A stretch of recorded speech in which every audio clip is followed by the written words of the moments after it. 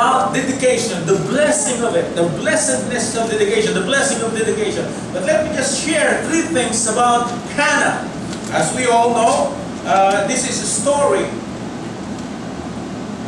of the life of Elkanah. He's married. He got 2 wives, Peninnah and Hannah. And of course it was Hannah who prayed, since she's barren.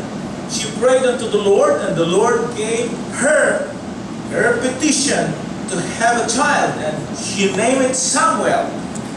But let me just share 3 things. First, her sorrow. Secondly, her song, chapter 2.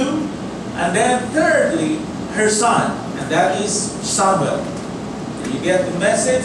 Her sorrow, her song, and her son, Samuel, or her Samuel, if we can, to make it still letter X.